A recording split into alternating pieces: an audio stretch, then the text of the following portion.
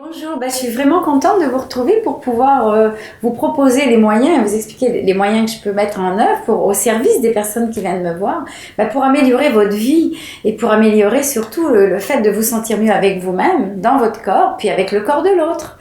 Alors c'est sûr que dans ces moyens-là, ils sont en miroir de ce que j'ai reformulé comme problématique en lien avec si c'est un problème de pensée, d'imitative, d'idées reçues, de croyances, de valeurs. Mais comme on le sait bien, quand on pense des choses pas toujours agréables, on peut avoir des émotions très désagréables. Et ça se porte dans le corps. Le corps en est miroir. Et il en est miroir au point qu'il peut en être très crispé, très tendu et de générer des problématiques. Alors c'est ça que je veux vous offrir comme possibilité. Et c'est assez court, c'est assez dense, les consultations, et les moyens sont très efficaces. Mais pour ça, j'ai besoin de vous m'aider à vous aider. Donc, l'idée pour moi, c'est que je donne toujours en miroir, en parallèle, comment je m'y prends. Je vais vous donner quelques petits exercices à faire chez vous, dans votre intimité.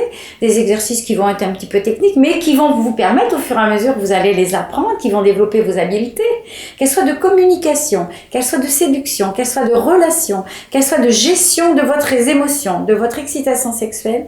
Tout se développe et s'apprend. Et tout se modifie dans notre corps. Parce que quand je modifie quelque chose dans mon corps, je modifie ma propre perception de moi-même.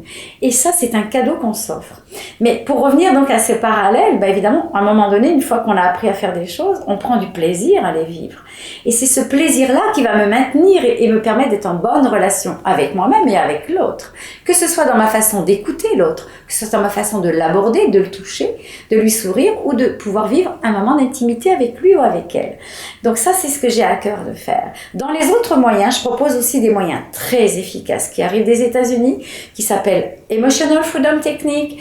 TAT sont des techniques qui aident beaucoup à libérer et les pensées et les émotions qui sont restées un petit peu, je dirais, comme des nœuds dans le corps, comme des choses qui nous empêchent d'avancer, qui nous maintiennent dans un état parfois de panique, de peur, parce que ces peurs-là nous maintiennent dans une rigidité corporelle. Donc, en tout cas, il y a plein de possibilités, quelles que soient les problématiques.